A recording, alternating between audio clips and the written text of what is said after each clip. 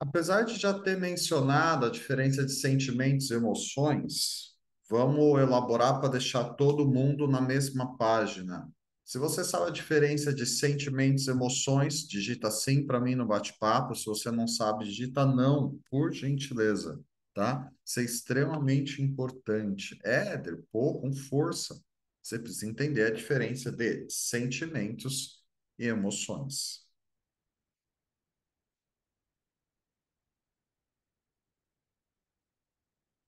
Ótima noite. Vamos lá. Segundo a maior parte das publicações sobre saúde emocional e saúde mental, as emoções, elas são quatro. Umas publicações falam de seis, que é tristeza, alegria, raiva e medo. Esses estados emocionais, a gente usa a expressão que elas são viscerais, que são automáticas. Tudo bem? Isso são emoções. Algumas publicações vão colocar mais duas: nojo e espanto. Só. Isso são emoções. Éder, amor é emoção, não é sentimento. Féder é emoção, não é sentimento. Agora, vamos entender como nascem os sentimentos? É muito legal entender isso, porque dá um nó na cabeça quando a gente começa a meditar mais profundamente nisso.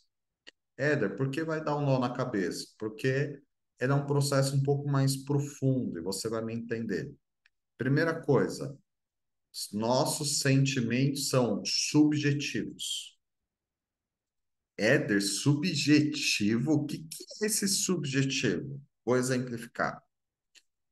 Imagine-se que Mister Anderson, junto com Mister Júnior, combinam de tocar uma música. Júnior toca violão também, guitarra, e eu também gosto muito de música, e eles não me chamam. E eu chego para Daphne e falo assim: pô, Daphne, fui rejeitado pelo Júnior e Anderson. Você entende que falar que alguém te rejeitou é algo subjetivo? Quando eu falo de abandono, rejeição, humilhação, eu não tenho um referencial claro de comportamento que aconteceu. Vamos a exemplos? Eu, por exemplo, falo para você, eu falo assim, caramba, uma pessoa me traiu hoje. Você não sabe se a pessoa foi a Cris, você não sabe se a traição foi algo voltada para o meu casamento. Você não sabe se a traição foi que eu contei um segredo para alguém, a pessoa falou. Você não sabe se a traição foi de alguém que tinha combinado algo comigo e não e desmarcou em cima da hora. Você entende como isso é subjetivo? Éder, então deixa eu ver se eu entendi. Subjetivo é algo que não é específico? É. É algo que não é claro? É. É algo que não é específico? Sim. Quer ver uma coisa? Se você já se sentiu abandonado, digita um para mim, por gentileza, ou eu. Eu vou escrever porque eu já se senti abandonado. Já é, deu pouco com força. Já senti. Se você também já sentiu, digita um ou digita eu, por gentileza.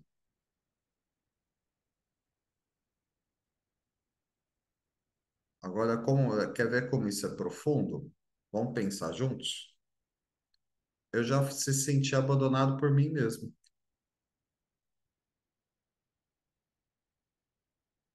E talvez você pense, como assim, Éder? Você se sentiu abandonado por você? Claro, eu deixei de priorizar meu descanso, a minha vida, o que era importante para mim. Então eu posso dizer que eu já me abandonei. Mas se eu falar para você que eu já me abandonei, isso é tão subjetivo que você não vai entender o que eu fiz. Faz sentido para você? Agora, vamos entender da onde vem essa subjetividade e esses conceitos. Os sentimentos, eles são subjetivos, que eles partem de três pilares. Se você quiser anotar, eles partem de uma de um dos nossos sentidos, um dos cinco sentidos, eu vou dar uma interpretação e vou dar um significado.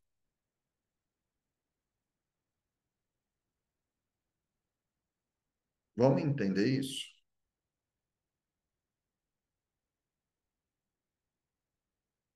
Vamos se aprofundar nesse trem aí?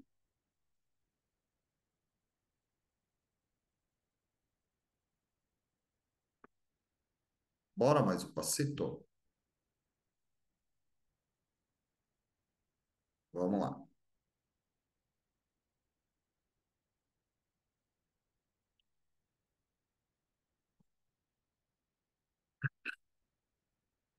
Então, aqui a nossa visão a gente vai chamar de visual.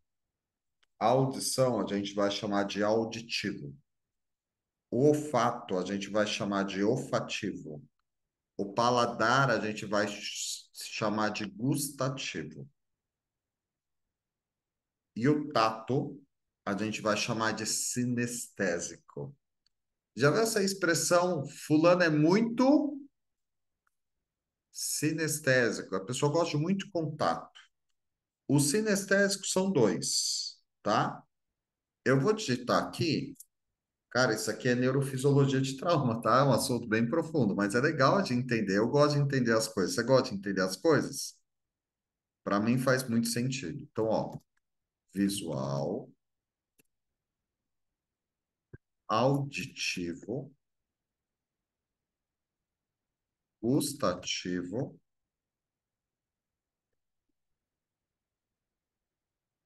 olfativo, e aí tem o sinestésico.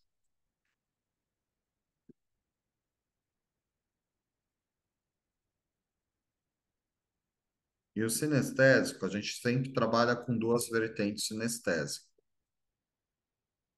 Primeira vertente, sinestésico,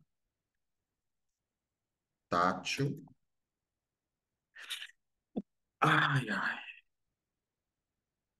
E aí você vai entender.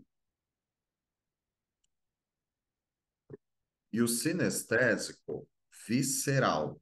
Éder, você está falando em grego para mim. Daqui a pouco eu te dou uma aula de grego, vai ficar mais claro do que outra coisa para ti. Fique em paz. Sinestésico, visceral. É visceral, né? Não vi. É visceral, visceral mesmo. Vamos lá, vamos entender isso. Como a nossa mente ela funciona? Você tem uma lembrança de um acontecimento, um momento que faz você sentir alegria? Pensa numa lembrança e essa lembrança faz você sentir alegria. Se você achou essa lembrança, digita sim, por gentileza.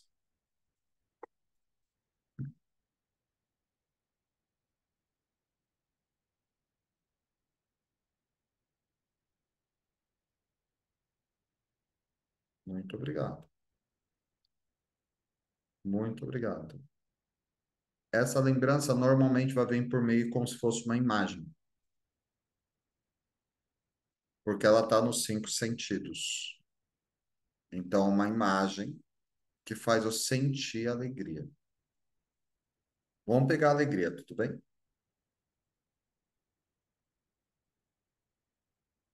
Como você sente o corpo quando você está alegre?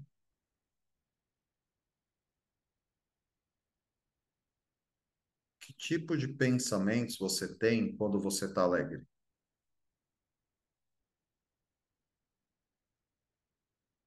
Como você fala quando você sente alegria? Porque se eu não sente alegria falando assim, você não sente alegria falando assim, Você sente alegria, então você vai falar de forma alegre. E quando você pensa na imagem da alegria, pensa nos pensamentos alegres, e você pensa na sensação de sentir alegria. Essa sensação vai te dar uma sensação física no corpo. Se você pudesse sentir alegria em algum lugar do seu corpo, qual seria aonde você sentiria essa alegria? Aonde no seu corpo você sentiria alegria? Digita aqui no bate-papo. Quando você pensa na imagem da alegria, pense em pensamentos alegres, sentir o corpo alegre, falar de forma alegre. Aonde você sente essa alegria? Ó, Júnior é do peito. Quem mais?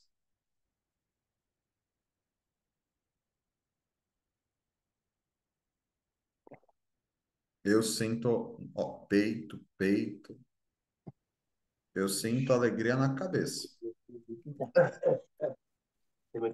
Eita, bexiga, como é que fez, hein? Ih, velho. Ele riu, Então, ele riu. então vamos lá, ó. Observe. Então, eu vou te mostrar aqui o passo a passo. Como a sua lembrança é uma imagem, a gente diz que a lembrança é algo visual, porque vem sentir imagem, tudo bem? Quando você pensa como é sentir no corpo a alegria, você tem uma sensação positiva, uma sensação boa. Um monte de gente colocou leveza aqui, tudo bem? E você consegue sentir até um local no corpo onde você sente alegria. Então, isso é como você sente fisicamente a alegria. Eu tenho uma notícia para te dar. Todos os seus estados emocionais você tem uma sensação física. Só que a emoção é automática. Pensa em algo que te dá medo. Eu já pensei. Como você sente o medo? Ó, quando eu pensei em algo que faz eu sentir medo, eu senti um frio na barriga. Como você sente o medo? Qual a sensação física que te dá quando você pensa em algo que te dá medo? Sabe o que eu pensei? Um prédio bem grandão olhando lá para baixo. Você já fez isso? Mano, eu sinto frio na barriga. É medo. Eu sinto frio na espinha. É a sensação física. Aonde você sente o medo? Pensa numa imagem que você tem medo, uma lembrança, pode ser um evento, vai te dar um desconforto. Medo me dói o peito. Sensação física. Aonde mais? Eu acho que a aula de hoje tem que ser gestão emocional, né? Porque a gente está elaborando o sentir. É interessante elaborar o sentir. A vida é tão corrida que às vezes a gente nem se dá conta de como é sentir. Frio na barriga, fraqueza nas pernas, nas costas. Quem mais?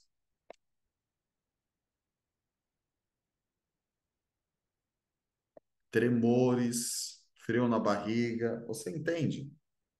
Agora, peito, barriga. Muito obrigado pelo comentário de vocês. Vamos lá. Bora mais um passo? As emoções que nós consideramos, sentimentos, melhor dizendo, que nós consideramos positivas, você vai ter sensação de conforto. Os estados emocionais que nós consideramos popularmente como negativas vão te dar desconforto. Tudo bem até aqui? Alguém tem alguma pergunta? Fique à vontade. Não existe pergunta errada. Errado é não perguntar. Você pode perguntar o que você quiser. E se você quiser que eu pare a gravação para você me perguntar, a gente faz, não tem problema.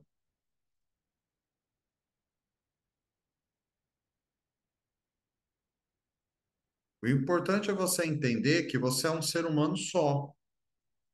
Não tem como anular o sentir. Um fator importante sobre emoções e sentimentos é entender que os nossos estados emocionais são voláteis. O que isso quer dizer? Vou te explicar. Você acorda meio ansioso. Você toma um banho, melhora um pouquinho.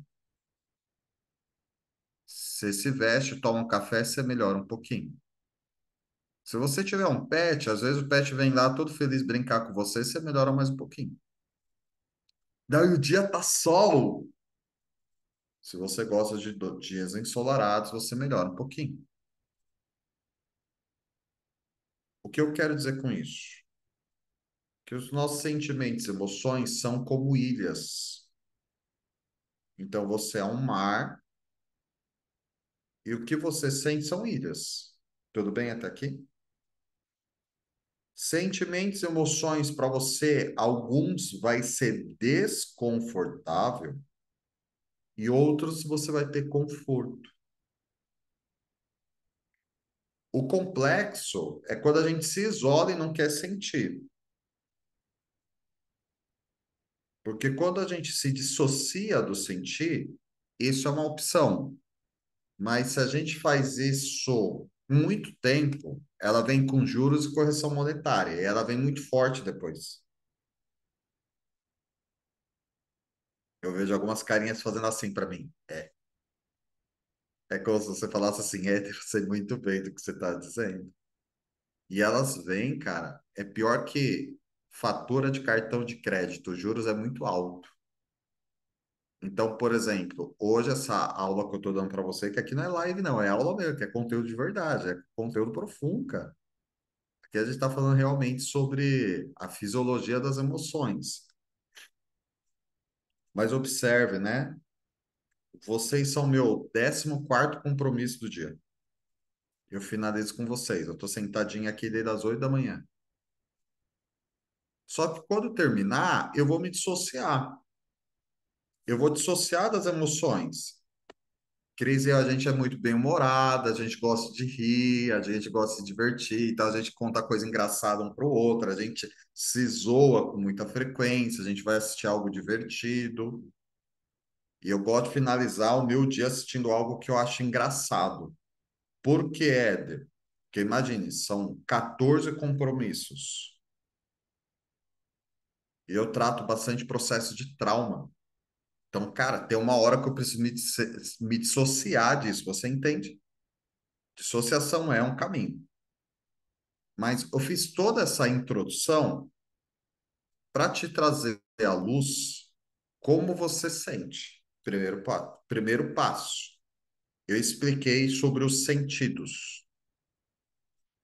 Só para você entender como isso é profundo, muitas vezes as pessoas querem deixar de sentir. Se você quer notar, essa informação é importante. Deixar de sentir faz com que as coisas percam o sentido. Porque quando você dá um comando que você não quer sentir, ele não sabe o que é positivo e o que é negativo. Você vai se tornar uma pessoa mais fria emocionalmente. Só que com o passar do tempo, você não vai entender, ou melhor, não vai sentir objetivo na vida. As coisas perdem o sentido. Às vezes perde o sentido no trabalho, perde o sentido, olha que perigo, no espiritual, perde o sentido nas relações, perde mesmo. Cara, é profundo isso. Então, as pessoas acham que depressão é tristeza. Não é, não. Depressão é quando as coisas perdem o sentido. Você não vê mais objetivo, propósito. Você não consegue sentir. Às vezes começa com uma certa apatia. E quando você vê, você não sente mais. E parece que quando acontece coisa boa, aconteceu algo bom. Quando acontece algo difícil, a gente fica meio indiferente. E esse é o problema. Qual, Éder? A indiferença, porque as coisas perderam o sentido. Tudo bem até aqui? Vamos lá. Quer fazer pergunta ou posso ir mais um passo?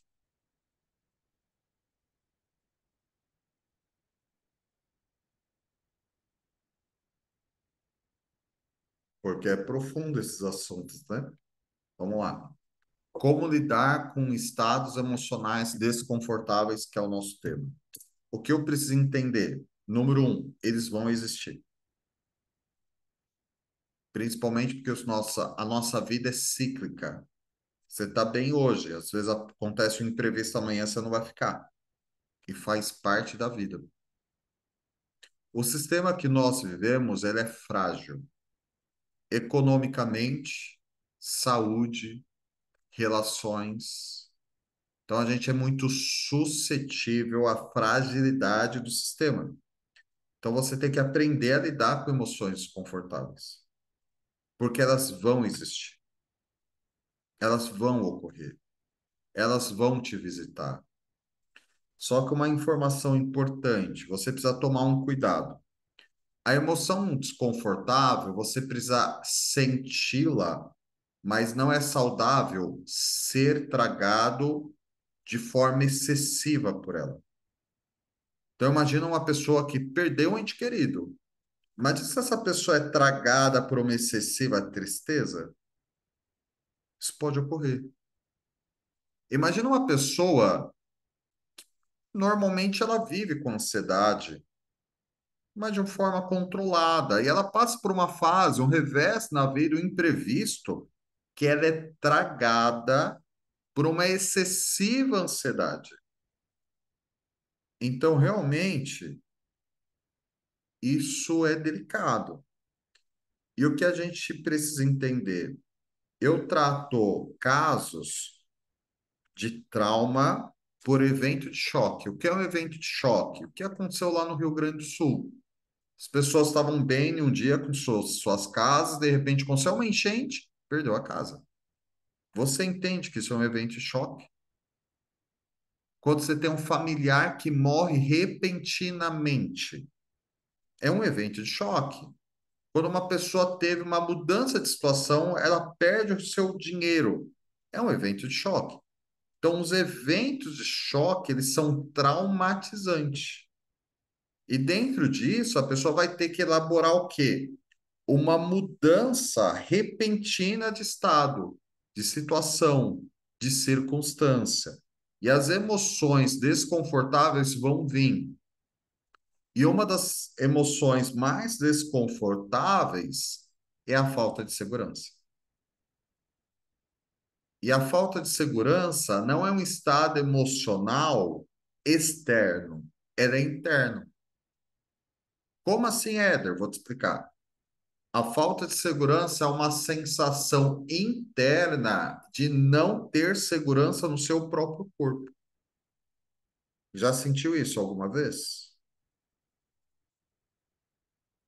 Eu já senti isso em alguns momentos. Eu passei algumas situações de revés, como disse anteriormente, que é o evento choque. Meu pai, em certa situação, ele morreu literalmente na minha mão, nos meus braços, apenas eu e ele. Eu já levei 3 golpes financeiros e quebrei bonito.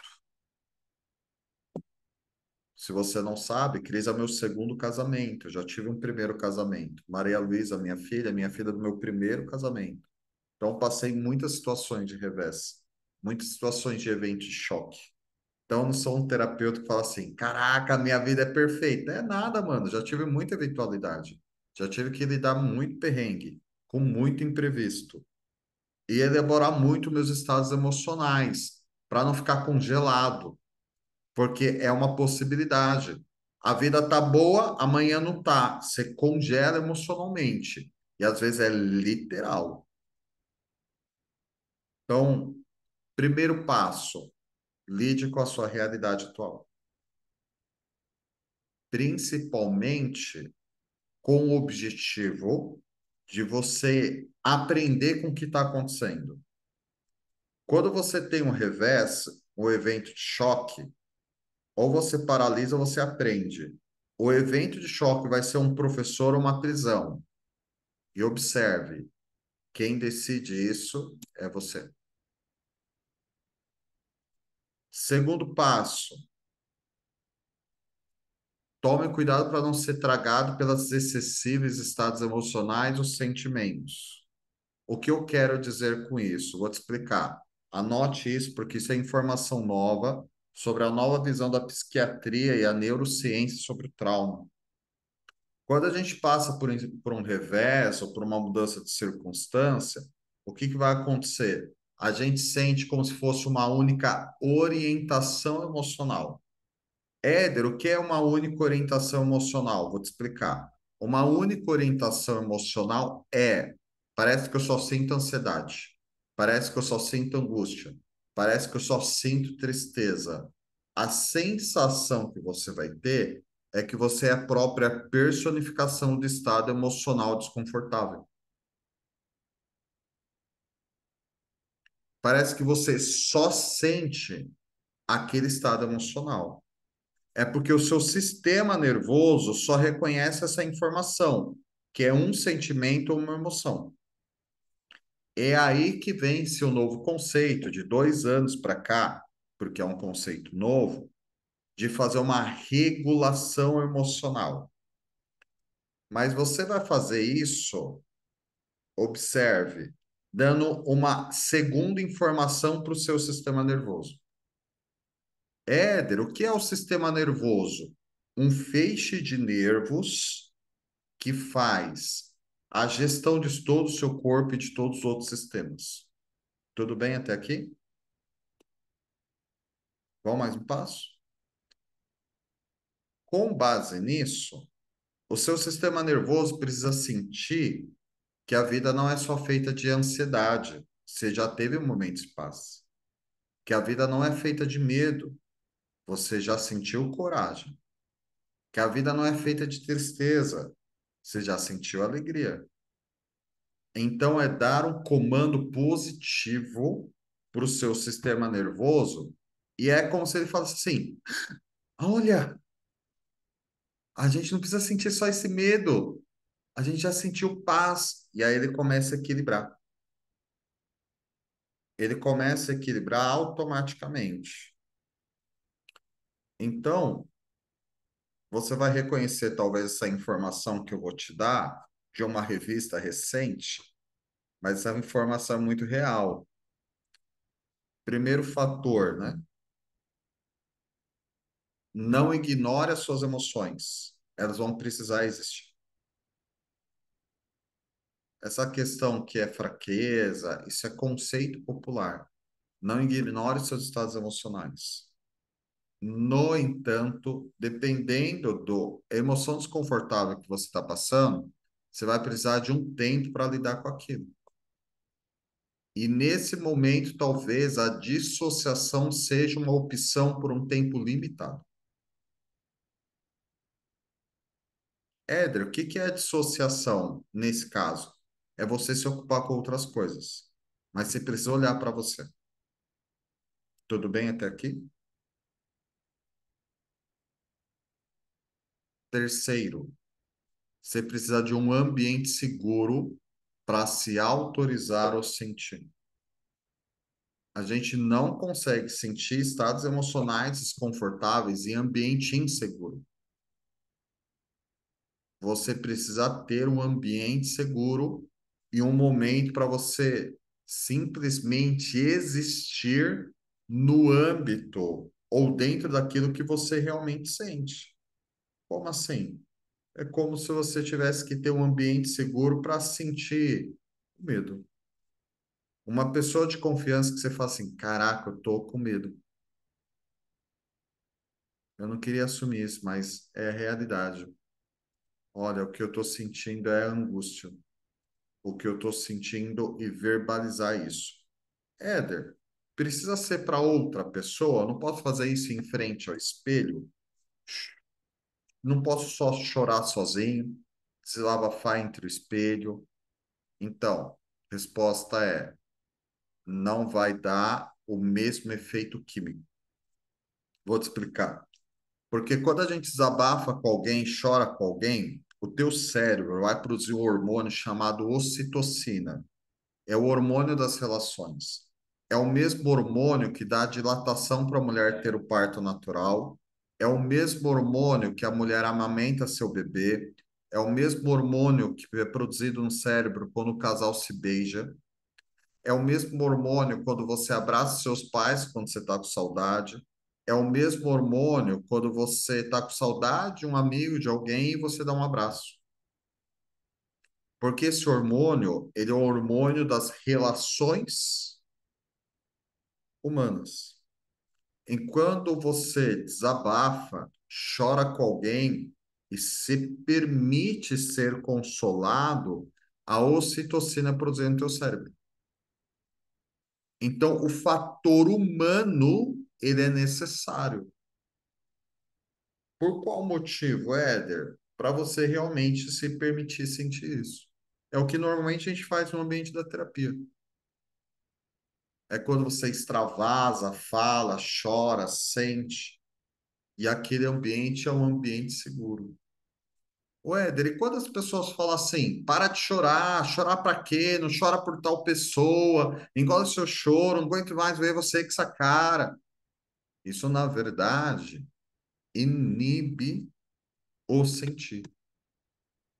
E uma vez inibido o sentir, porque obviamente vai dar um certo constrangimento esse sentir, ele vai dar um efeito rebote depois. Então, o sentir não é fraqueza, ele não é sinal de covardia, ele é sinal que talvez você segurou o tempo demais. Mas, obviamente, logo em seguida, vai precisar elaborar a emoção desconfortável, dando a informação para o seu sistema nervoso que você tem emoções contrárias para regular e você não ser dominado por excessiva tristeza, excessiva ansiedade, excessivo medo e assim por diante. Tudo bem até aqui? Beleza? Com base nesse processo laboral, alguém tem alguma pergunta?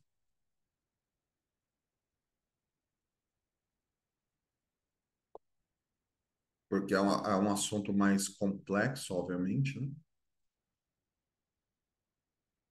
Mano, ou minha explicação tá muito boa, ou você tá inibido de fazer pergunta, ou sua mente está bugada. Três opções. E eu acho que eu sou esforçado para explicar as coisas direitinho, mas obviamente, muito obrigado, Gil.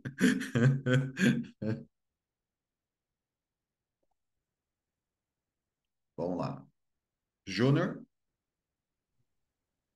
A minha pergunta é que eu gostaria que você explicasse um pouco melhor sobre esse perigo de ver o efeito rebote que pode nos prejudicar uma vez com o sentimento inibido, com o sentir inibido. Como que isso acontece e como que isso pode nos prejudicar? vamos lá. Boa sua pergunta.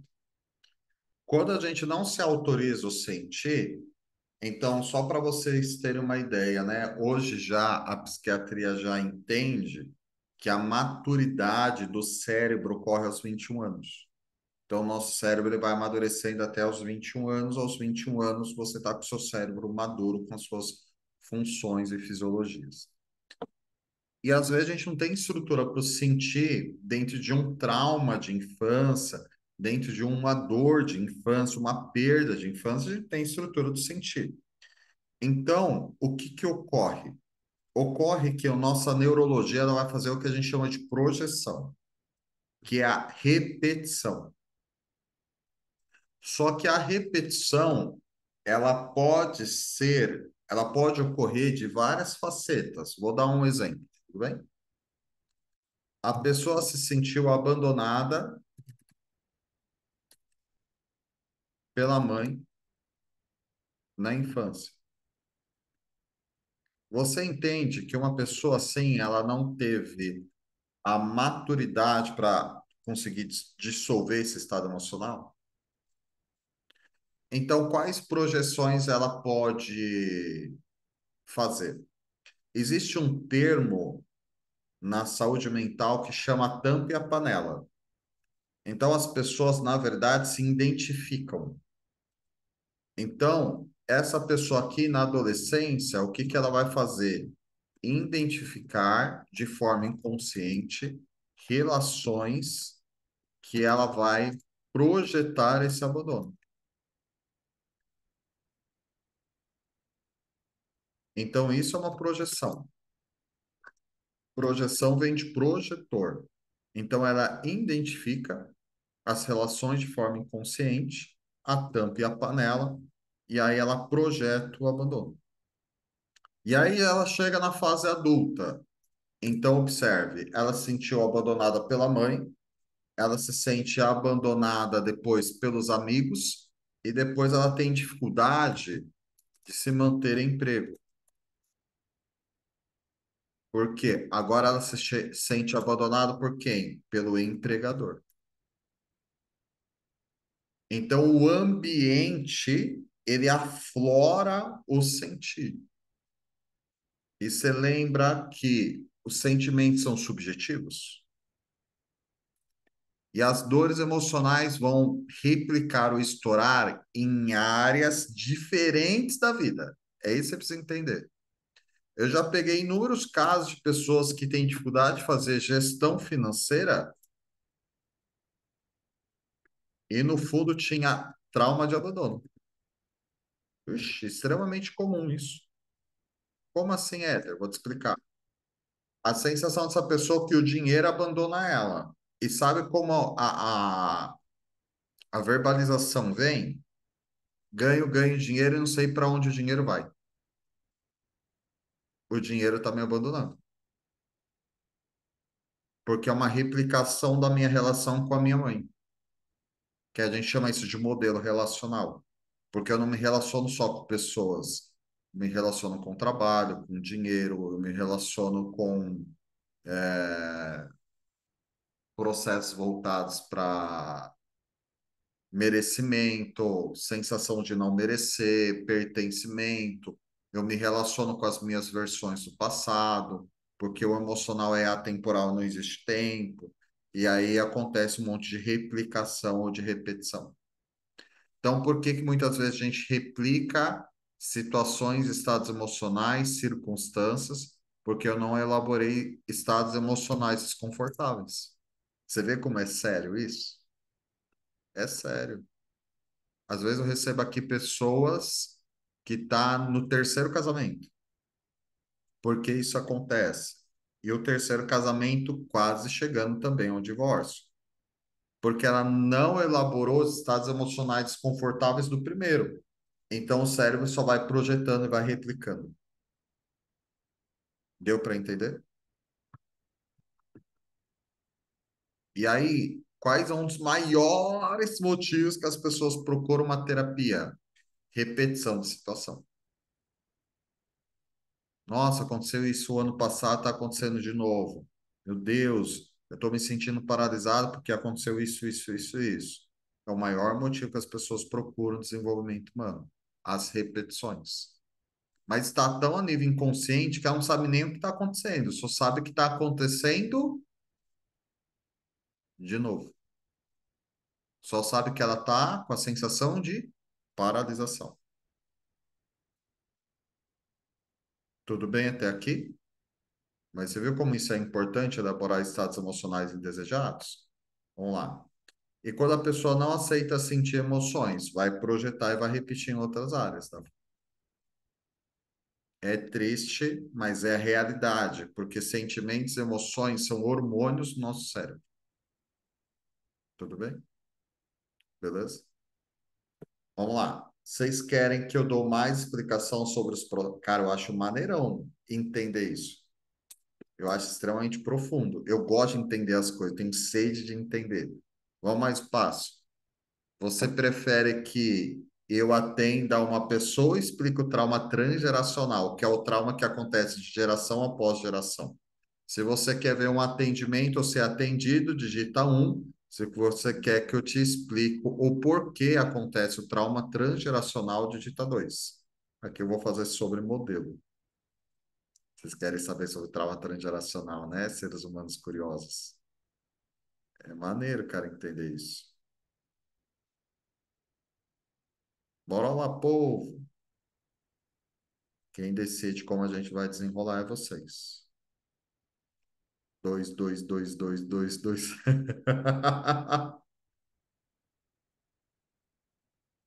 Beleza, bora de dois então. Vou explicar o trauma transgeracional e a gente faz o atendimento semana que vem. Eu tenho uma notícia para você. As tretas que até 3 gerações não foram resolvidas na sua estrutura familiar, você corre o risco de repetir o trauma. 3 gerações anteriores, claro, porque qual o motivo? Existe uma célula no DNA chamada epigenética. Existe a epigenética relacionada à saúde financeira, relacionado a relações amorosas, relacionadas a relações com filhos e assim por diante. O que é a memória celular, que está dentro do DNA, de epigenética com relação à saúde? É quando alguém chega para você e fala assim: qual é o histórico de doenças da família?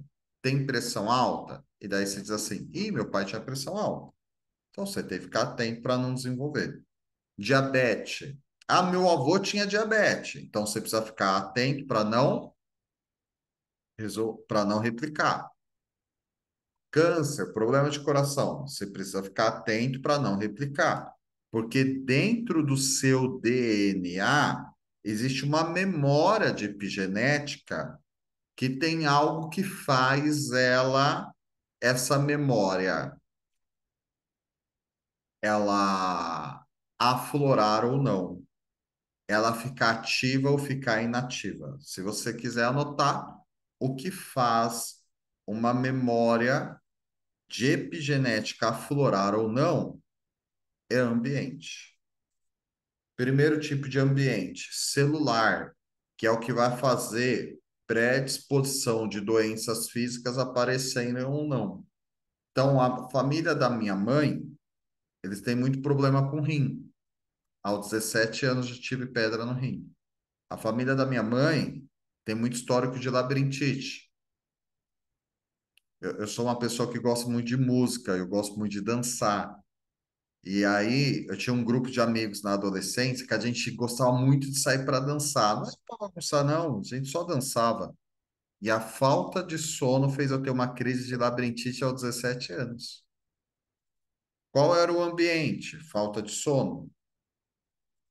Consequência, labirintite, porque eu tinha uma predisposição familiar. Deu para entender? Tudo bem até aqui? Posso ir mais um passo? Só que você tem uma predisposição comportamental de até 3 gerações anteriores, tá? Hoje já se entende, por exemplo, que é um processo de diabetes. Um processo de diabetes tipo 1 é porque o seu nível de insulina, você já nasce com armazenamento de insulina para a vida. Então, se você nasce com isso armazenado para a vida, é porque foi estocado quando você estava no útero da tua mãe. Deu para entender? Os óvulos de uma mulher, eles são construídos quando? Ela está no útero materno. Então, olha que interessante, né?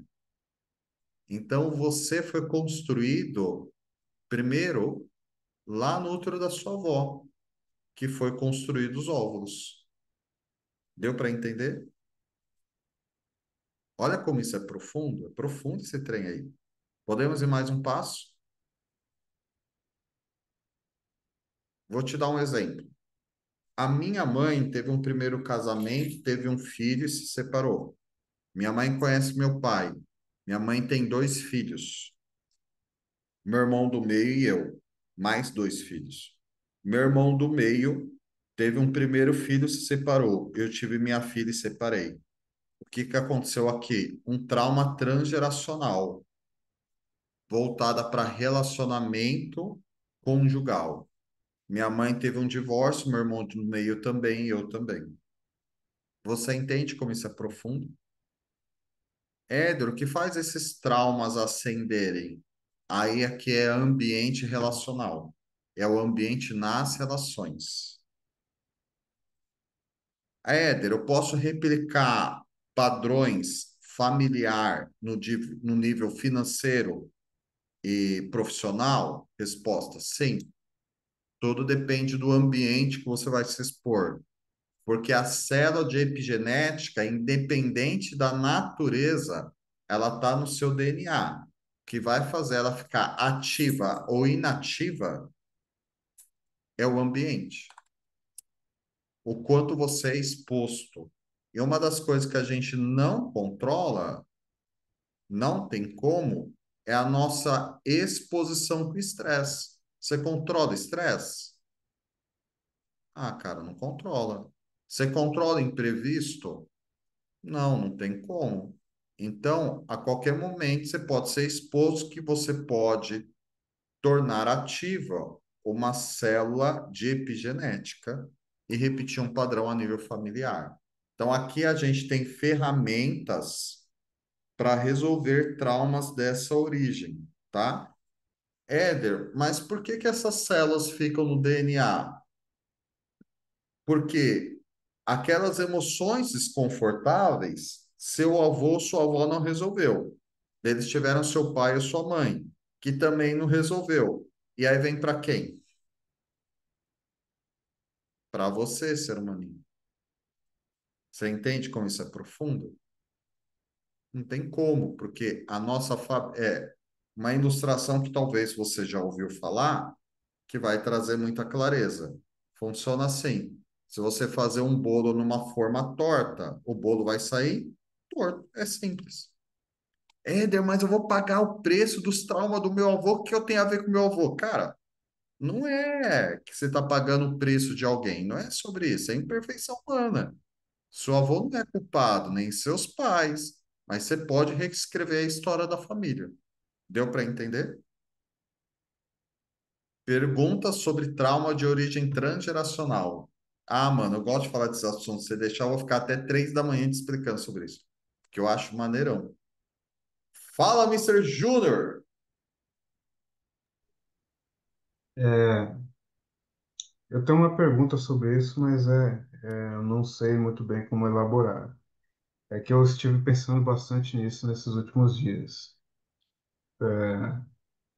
Conforme eu te disse, né, a história da minha família você conhece muito bem, que o meu bisavô ele veio na época da guerra, ele veio lá da Itália aqui para o Brasil.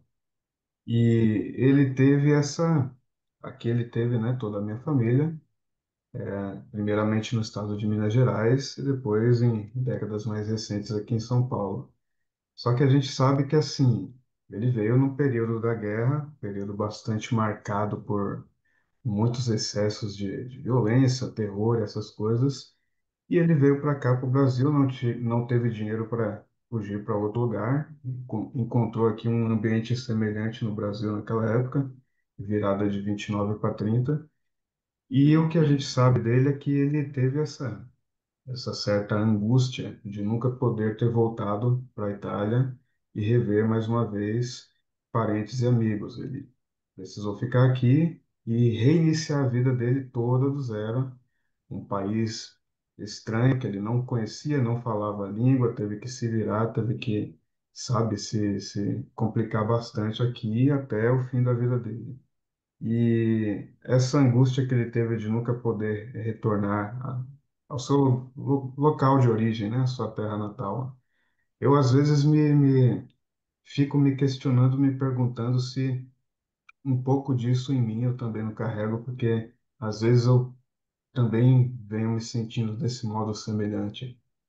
E daí, eu imagino que um pouco disso, esse meu desejo de retornar a viver na capital de São Paulo, que é o meu local de origem, e que tanto eu tenho me empenhado nesses últimos tempos para fazer, e agora acredito que isso está realmente ficando, né, cada vez mais real. Mas isso é algo que eu não tenho certeza se eu peguei, né, de origem epigenética do meu bisavô, ou se é algo relacionado a outra coisa na vida. Tô esperando a pergunta, mano.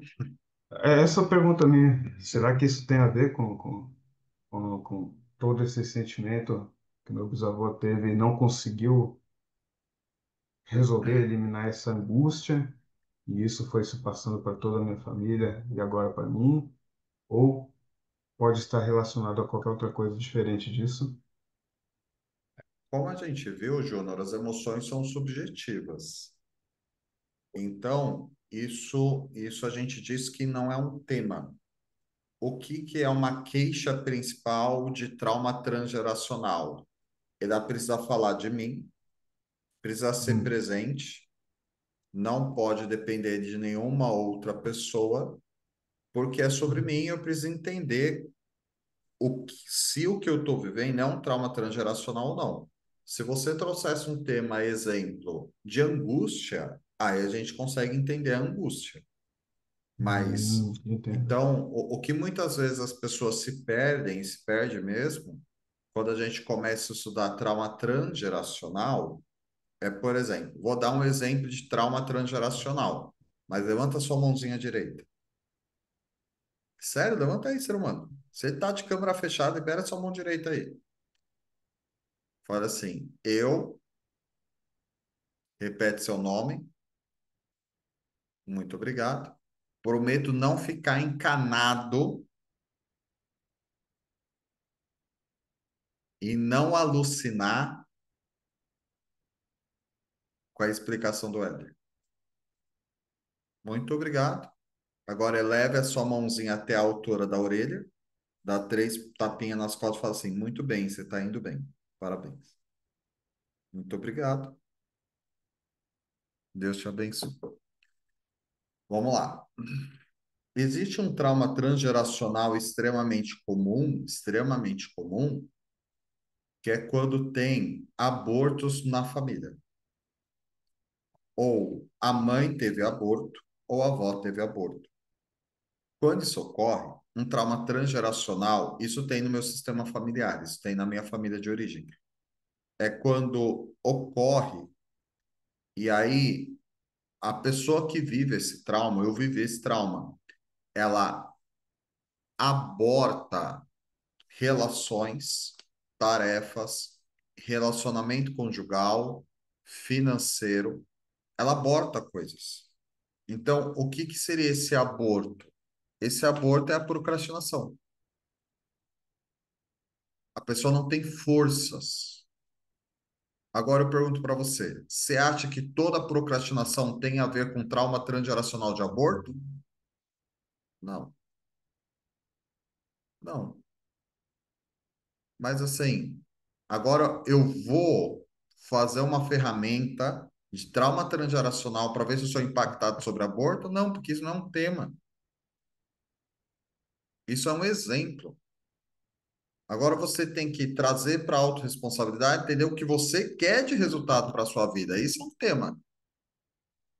O que é um tema? É uma queixa principal. O que é uma queixa principal? Cara, eu não estou tendo resultado, exemplo, na minha vida conjugal. Éder, queria casar, não consigo, não sei o que acontece. Isso é um tema. Outro tema. Éder, trabalho igual um cão danado e não consigo fazer sobrar dinheiro. Isso é um tema. É seu. Então o tema tem que ser seu. O que não dá, mas eu confesso para você, eu já alucinei também. O que é improdutivo é quando a gente começa a alucinar, e todos nós alucinamos. Por isso que eu pedi gentilmente para você fazer a promessa inicial. Todos nós alucinamos, que é quando a mente ela gasta tempo e energia tentando achar um porquê, tentando achar um motivo do meu problema. Agora, eu vou te trazer um raciocínio e embasamento bem óbvio. Seria a mesma coisa que deu um problema e você está tentando achar um culpado. Isso é improdutivo. Porque todo problema, na verdade, não precisa de um culpado. Todo problema precisa do quê? De uma solução. É matemático. Tá vazando água do cano da torneira da pia da cozinha. Você vai falar assim: quem foi que furou o cano? Você vai gastar tempo com isso? Sua conta de água vem lá em cima. Você não precisa achar o responsável. O que você precisa achar? Mano, eu preciso resolver o cano que tá furado. O cano tá vazando. Meu Deus, tem uma goteira nas, na sala da minha casa. Tá chovendo. Você vai gastar tempo, filho de Deus, se perguntando assim: quem será que furou o telhado para estar essa goteira? Quem foi o filho de uma mãe que furou o telhado? Você vai gastar tempo? Tá de sacanagem comigo. Você vai perder tempo com isso. Você precisa arranjar meios para acabar com a goteira. Só que se a gente não tomar cuidado, a mente se dissocia e só vai atrás de responsável ou de culpado. Só que isso você vai perder muito tempo. O que você precisa se perguntar?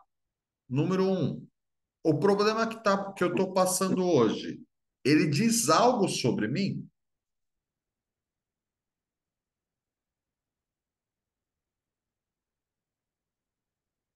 Então, o Instituto aqui, a gente tem algumas linhas de trabalho. Tem a vertente clínica, que Cris e eu faz os atendimentos. Tem a vertente consultoria empresarial, hoje são 48 empresas. E temos as formações. A gente forma pessoas para fazer exatamente o que a gente faz. Não precisa de faculdade, é um curso livre. E a gente ensina até como viver de terapia. Nas próximas semanas, a gente vai liberar a agenda de cursos. E eu tinha uma meta financeira para bater. E naquele momento eu tinha 8 pessoas na equipe. A gente já chegou a ter 28 pessoas. Era gente para show. E aí, cara, eu não bati a meta do ano que eu queria bater. De quem que foi a responsabilidade? É óbvio, foi minha. Por quê? Porque quem toma a dianteira sou eu.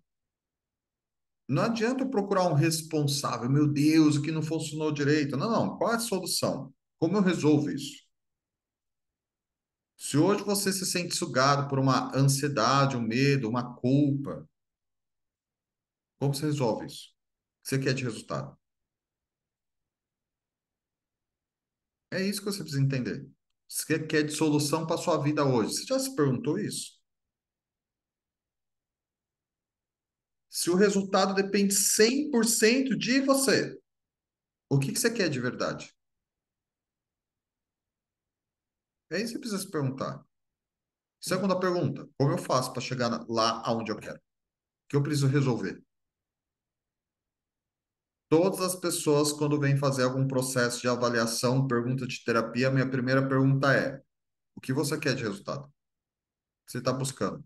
Se você já falou comigo, você já ouviu essa pergunta. Qual é a sua queixa? O que que te incomoda? O que você quer de resultado? E eu entendo que uma grande maioria das pessoas nem sabe o que quer de resultado. E é tão comum isso. Sabe por quê? A gente só sabe do incômodo, mas não conseguiu digerir ainda o que quer de resultado. Hoje mesmo, tem um rapaz passar comigo, primeira sessão, falei, cara, o que faz você buscar terapia? Ele falou, nem eu sei. Eu falei, eu entendo. Mas se você soubesse o que você quer de resultado, isso precisa ser claro. Já se perguntou isso? Precisa ser claro para você, precisa ser nítido para que realmente você consiga chegar no resultado que você deseja. Tudo bem até aqui? Beleza? Galera, eu sei que eu sempre falo para vocês que a gente vai liberar as gravações, mas essa próxima semana a gente vai liberar de verdade. Vou colocar os links no grupo, tudo bem? E o conteúdo de hoje, eu tenho convicção pela profundidade que a gente foi, muito provavelmente você quer assistir mais de uma vez. Então a gente vai disponibilizar. Fechou? Galera, muita gratidão, ótimo descanso, beijo no coração. Até a próxima, valeu!